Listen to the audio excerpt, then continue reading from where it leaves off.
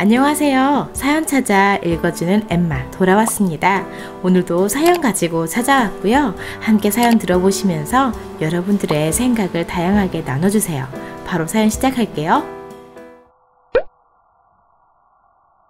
안녕하세요. 저는 결혼한 지 2년 반이 되어가는 눈에 넣어도 아프지 않은 돌쟁이 딸 아이의 엄마입니다. 남들과는 크게 다르지 않은? 말씀 속에서 제 걱정을 하고 안부를 묻지만 자기 아들에게 잘해주길 바라시는 지극히 평범한 시부모님이 계십니다. 이 부분에 대해서는 전혀 불만이 없습니다. 쿨한 시부모도 있고 마구 퍼주시는 분들도 계시고 또 진상시댁도 있지만 저희는 그냥 저희 삶에 간섭이 없으셨고 굳이 설명하자면 장남을 사랑하시는 시부모님이시죠. 저희에겐 간섭 없으셔서 별 문제도 없었고요. 제 남편은 차남이고요. 시부모님의 관심과 기대는 어려서부터 큰 형에게 있었고 약간 소외감을 느낀 적이 많았는데 그게 오히려 삶에 도움이 되어서 독립적인 생활 방식 그리고 계획형 사람으로 성장하게 되었어요. 연년생이었는데 형이 재수한다고 동생이 같은 학번 되면 안 된다며 억지로 재수를 시키셨다고 합니다. 형의 영역을 넘보지만 않으면 또 형의 권위를 침범하지만 않으면 특별한 간섭이 없으셨대요. 그래도 전문대학교 2년 학비는 지원해 주셨다고 합니다. 남편은 공부에 목마름이 있어서 편입을 통해 서울로 올라왔고요. 이때부터는 정말 혼자만의 힘으로 학비와 생활비를 해결하였고 술, 담배 전혀 하지 않고 매일같이 운동하며 아프면 돈 드니까요. 본인 건강 관리에도 힘썼다고 합니다. 편입하고 군대도 다녀오고 졸업을 하는데 취업도 복지가 좋은 곳으로 하게 되었어요. 저는 취업 준비 스터디 모임에서 남편을 알게 되었고요. 저희가 있는 돈으로만 결혼, 신혼생활을 준비했습니다. 아버지가 조금이라도 지원하고 싶다 했을 때 남편이 말하길 언제든 도와주실 수 있는 부모님이 계신다는 게 힘이 됩니다. 저희가 젊을 때 고생하면서 삶을 개척하는 게 꼭 필요할 것 같아서 그 지원해 주신다는 거 혹시 언젠가 저희가 정말 필요할 때를 대비해서 킵해 주시면 안 될까요? 저 남편이 멋진 프로포즈를 할 때보다 저 말할 때 더 반했어요. 모르겠습니다. 사람마다 보는 눈이 다르지만 이런 생각을 하고 말을 할 수 있는 그릇의 사람이면 결혼해도 좋겠다고 확신을 했어요. 결혼도 정말 순조롭게 잘 진행했고 시부모님은 정말 별 관심도 간섭도 없으셨는데 한 가지 마음에 걸렸던 게 아주버님을 한 번도 연애 시절 포함해서 아이 돌잔치까지 한 번도 보지 못했습니다. 외국으로 공부하러 갔다고 하셨는데 남편도 참 이상하게 생각했습니다. 동네 회사 취직해서 착실하게 다니던 사람이 게다가 공부는 질색하던 사람이 갑자기 외국에 공부를 여쭈어보려고 하는데 부모님이 형 하는 일에는 관심 끄고 응원하는 마음으로 지켜보라고 말을 확 자르셨다 해요. 그런데 전화통화 한 번도 결혼식에 얼굴은커녕 소식도 전하지 못했고 결혼식에 온 하객들은 당연히 형의 안부를 물으시자 시어머니 말이 지금 아주 중요한 일을 하고 있다 하시면서 본인조차도 연락 자주 못한다고요. 형의 권위를 중요하게 생각하신 분이 동생 결혼식에 얼굴도 비추시게 안 하시고 게다가 전화통화 한 번도 허락하지 않으시니 남편이 상당히 서운했지만 원래 가족에 그리 연연해하지 않았기 때문에 그냥 그렇게 지나갔습니다. 그리고 저희는 결혼해서 알콩달콩 잘 살고 있었고 남편은 저희 부모님께 상당히 다정히 잘하는 모습을 보고 저희 부모님은 저에게 이서방이 부모정이 그리운 게야 하시며 남편을 잘 챙겨주셨습니다. 그렇게 잘 지내다가 저는 돌잔치에서 아주버님을 처음으로 마주하게 되었어요. 조금 어색하긴 했지만 말도 존대해 주시고 무엇보다 저희 아이를 너무 예뻐해 주셨지요. 시부모님 요청으로 시댁이 많이 머니 돌잔치를 서울에서 한 번, 지방에서 시댁과 친척분들 모시고 한 번, 총 2분 했는데 그때 아주버님을 본 것이고요. 서울에서는 금요일 저녁 돌잔치 전문홀에서 진행했고요. 지방에서는 일요일 점심에 한정식 집에서 함께 식사를 하고 다음날 남편 출근 때문에 아주버님과 별 다른 이야기를 나누지 못한 채 저희는 올라왔어요. 남편이 그날 많이 서운했어요. 그래도 형인데 오랜만에 보니 그동안 서운한 감정도 조금 풀리는 것 같다가도 또 마음이 좋지 않다 했었죠. 그리고 한 2주 정도 있었나? 아주버님이 서울에 오실 일이 있다 하셔서 며칠만 지내면 좋겠다고 하셨네요. 그런데 이동할 때는 무슨 보고? 신고 같은 걸 해야 해서 그러니 몇 가지 정보를 물어보셨다는데 남편이 이걸 왜 물어보나 했나 봐요. 올라오면 이것저것 다 물어보겠다 했었죠. 아주버님 모시고 저녁 식사를 하는데 저희 아이가 돌이 갓 지난 터라 아장아장 걷고 있는데 너무 예뻐해 주셨어요.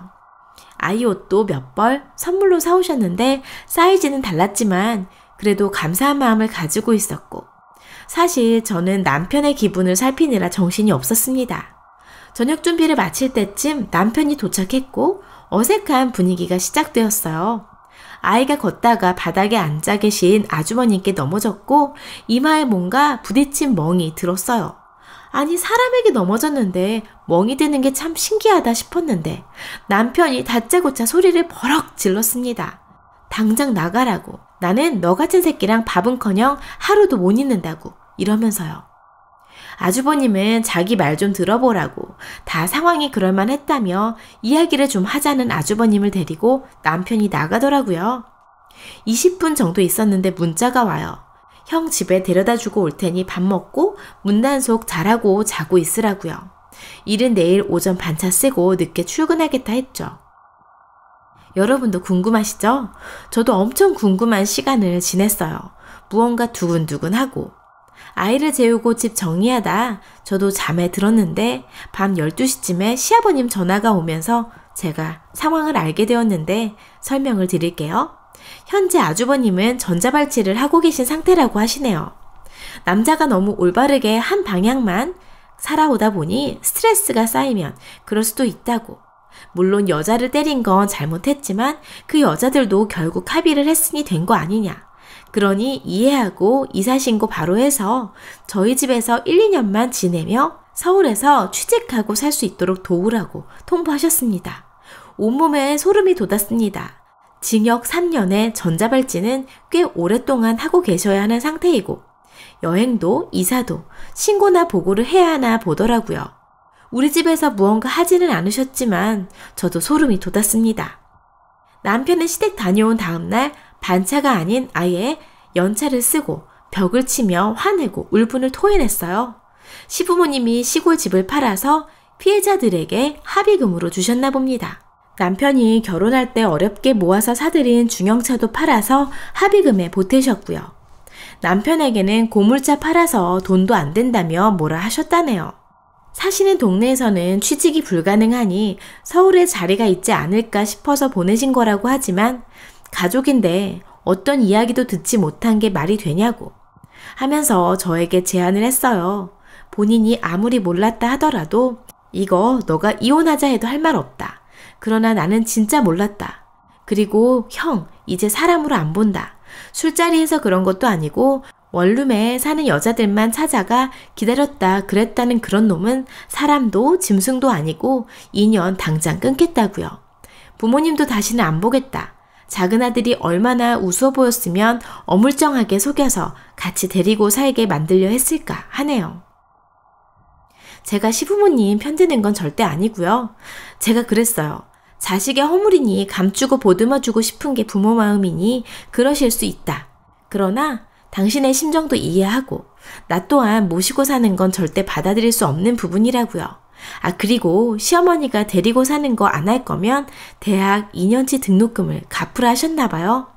당장 정기예금 해약해서 이자까지 쳐서 보내고 앞으로 또 무엇을 어떻게 요구하고 행동하실지 모른다며 그런 걸 바라보는 자기 심정은 지옥일 것 같다고 일단 우리 숨자고 합니다. 오랫동안 회사에서 외국 지사에 파견해야 하는 사람이 필요했는데 미세먼지 영향이 한국보다 덜한 곳이기도 하지만 무엇보다 우리 상황이 일단 여기에서 사라지는 게 맞다. 찾지 못하는 곳으로 가서 생각하자고요.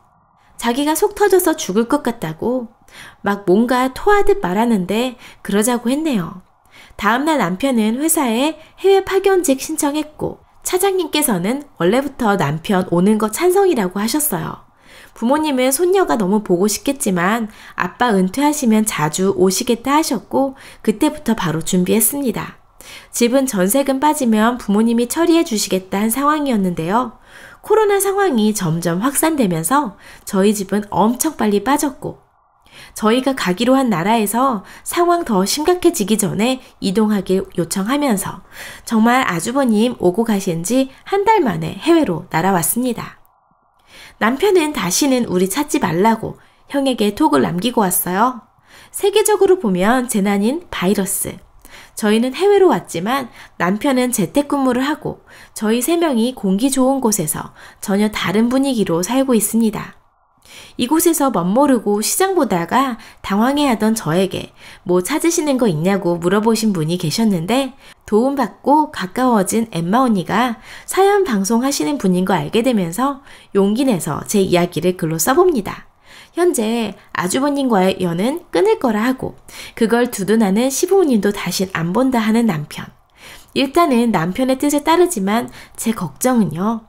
혹시나 이러다 시부모님께 무슨 일이 생기시면 그게 남편 평생에 깊은 아픔이 될 것 같아요. 그간 곁에서 본 남편 마음속의 시부모님, 저희 친정 부모님 말씀하신 것처럼 부모님에 대한 목마름이 있다는 거 저도 느껴졌는데 당장은 무엇을 어떻게 하자고 닥달하지는 않고 시간은 좀 주려고 해요. 저 또한 소름 끼치지만 단순히 이렇게 마무리하는 게 능사는 아닐 것 같아서 마음이 편하지만 않네요. 조언을 좀 부탁드립니다. 글을 쓰는데도 한국이 정말 너무 그립습니다. 모두 건강하세요.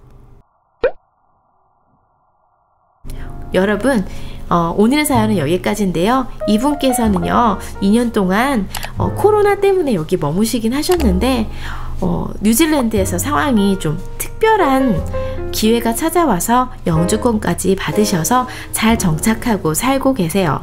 그리고 2년은 완전히 끊는 걸로 하셨다고 해요.